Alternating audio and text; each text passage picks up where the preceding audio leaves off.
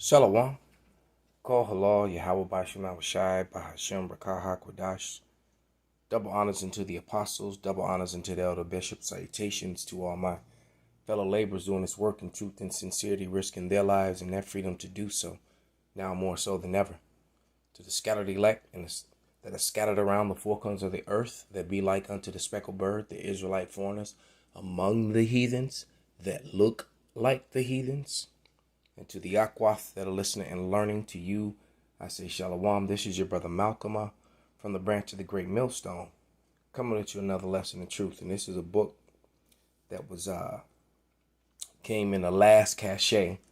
And it's a very small book. It was written in 1939. I'm going to show all the evidence. This is by F.E. Rogers, all right?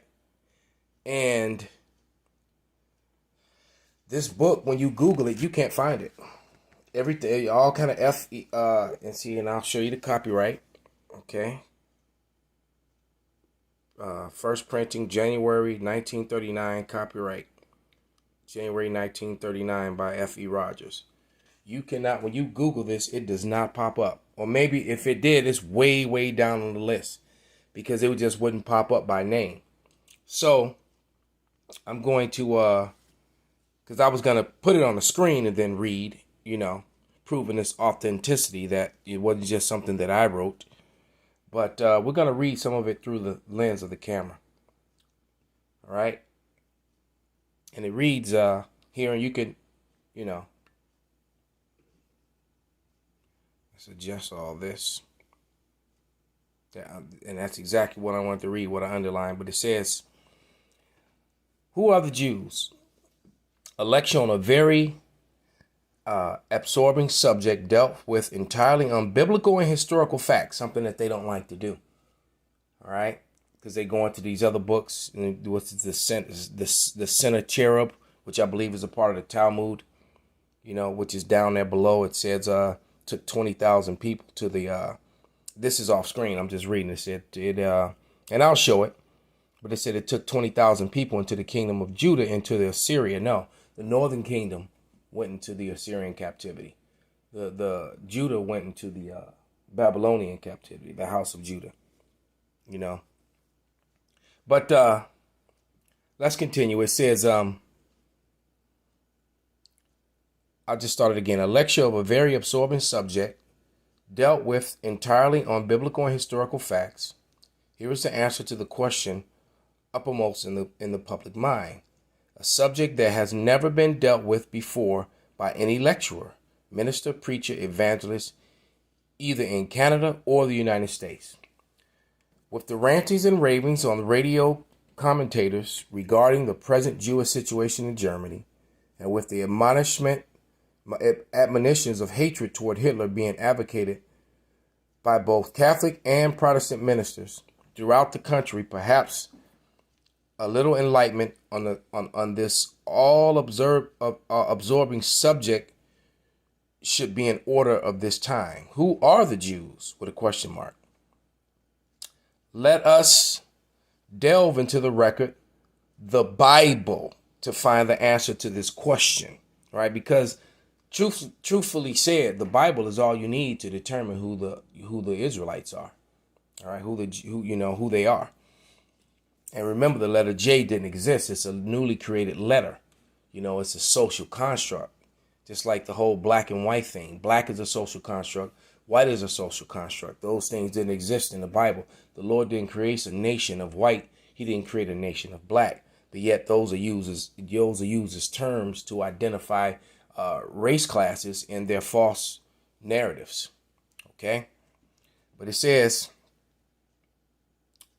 in most writings on prophecy, the Jews usually occupy the stage for the authors, yet do not realize that the Jews do not represent the house of Israel. In fact, it is a question whether they are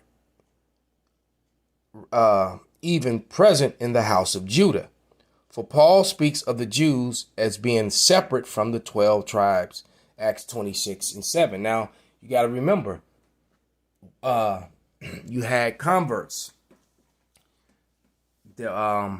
Edomites who converted to Judaism or let me reword that, or converted to following the ways of the Bible, reverted to, or converted to following the ways of the law, statutes, and commandments under the rule of John Hyrcanus. And that letter J didn't exist. They weren't being called that, Whatever they were being called, they weren't being called that. All right, but let's read this Acts 26:7. I'm going to read it first in the NIV, and it reads,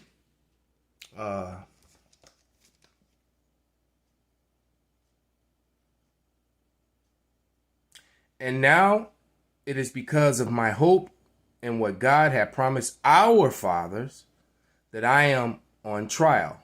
This is the promise our 12 tribes, all right, are hoping to see fulfilled as they earnestly serve God day and night. All right. Now let's read it in the King James. Acts 26:6 and 7.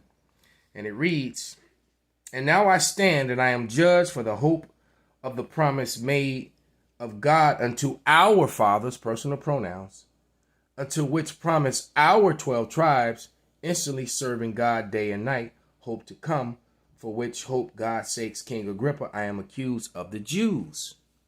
All right. So what he's saying right here, when you reading this right here, he's making a clear separation between people calling themselves Jews and the 12 tribes. All right. And one thing we know for sure is that even though the word Jew there is written, Paul never referred to himself as a Jew. He may have referred to himself as Judean, right? Because he even told you that he was a Benjamite. And what was that now? I think that's Acts 11 or Romans 11. When he says he's from the, let me run to that real quick. And he says he's a Benjamite from the tribe of, because people will tell, well, Paul was a Jew. Paul was not a Jew at all. He wasn't from the tribe of Judah. He was a part of the kingdom of Judah, but he wasn't from the tribe of Judah. All right. So basically, what in a nutshell, what Paul is letting you know right there is that there still were 12 tribes. So here we go. It says Romans 11:1, and it reads, I say then, have God cast away his people? And who is his people? The Israelites, all 12 tribes. All right. For I also am an Israelite of the seed of Abraham of the tribe of Benjamin. So he's letting you know that the tribes are still relevant. Okay? Are still relevant. So let's go to this top right here. Because we're just going to, keep going in this book until the Spirit moves it off of me. All right? But this is page 2. All right? And this was, when I read it, I was like, whoa, this is heavy. And it says, who are the Jews and what is their destiny? I'm interested to, when I get to the end, because it's a very small and short book, I'm interested to see what the author had to say. What the author has to say. I'm wondering if he actually identifies them as Edom, or if he's going to call them Japhet or whatever. But I'm just interested to see where it goes. But it says, one of the 7 wonders of the modern age is the way that the Jews have posed as God's chosen people, which I agree with that. All right. All you have to do is start reading and you can clearly see that. And I have been able to Salakia. One of the 7 wonders of the modern age is the way that the Jews have posed as God's chosen people and have been able to hand this propaganda out to the people of all nations so that they actually believe it. While as a matter of fact, there is not one single verse in the entire scripture from cover to cover that even indicates such a thing. All Jews are Israelites, but all Israelites are not Jews. By any means, for this instance, there are many Irishmen who are American, but not all American are Irishmen. Ooh, wow. It said, yet how many times, dear reader, have you heard some of the most learned doctors of divinity state, and I've heard, Vocab Malone and Dr. Brown and people like them say things like this. It says, learned doctors of divinity state that Moses and Abraham were Jews. All right. If that were true, if Abraham were a Jew, then all the descendants of Ishmael, known today as the Arabs, must also be Jews. And that would be correct. And so, that would be absolutely correct because Abraham had 8 sons. But only Isaac was counted as a promise, just like the scripture says. And they still read that and try to rearrange it to say something that it doesn't say at all. That's in I believe Galatians 4 and Galatians 3 and 4. All right. But it says, and I'll probably read that and then we'll, get ready for the next lesson. But it says,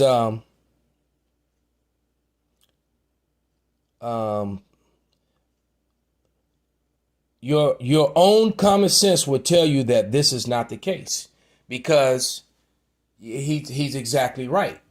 Okay, he's exactly right. As a matter of fact, let me read that again to let it sink in. It says, yet how many times, dear reader, have you heard some of the most learned doctors of divinity? Remember, the word doctor means to falsify. Matter of fact, let's get that. Because all this thing about who the Jews, who the Israelites are, all right, it's all politically motivated.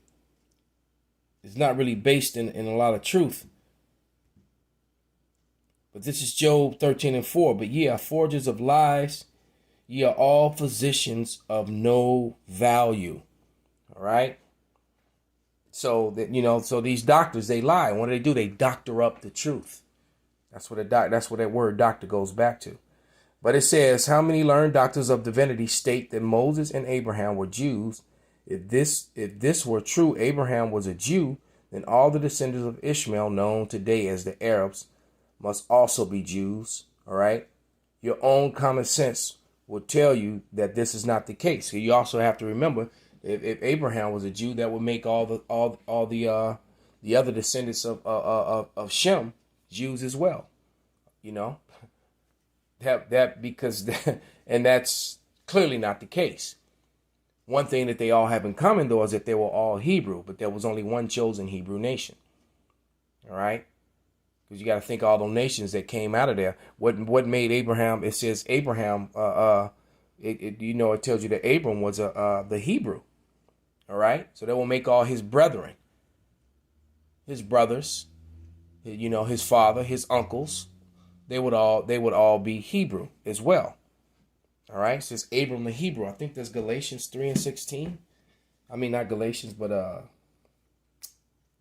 Genesis, if I'm not mistaken. Let me find that real quick. Stop trying to not just spitting out scriptures. Let me find it.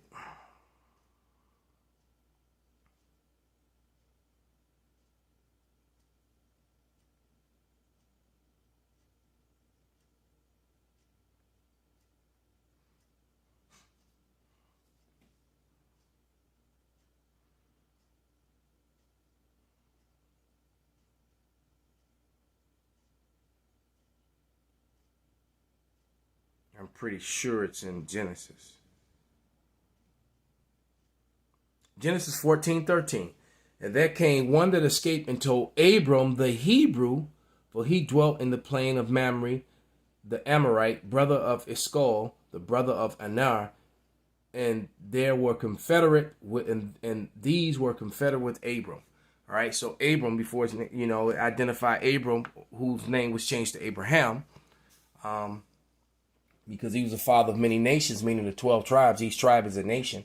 And they don't, they try to make it as if you're a believer. Now you're the seed of Abraham. And that's ludicrous. All right. I'm rewatching Game of Thrones, and you just because you believe or follow the house of Targaryen didn't make you a Targaryen or a Stark or a Lannister.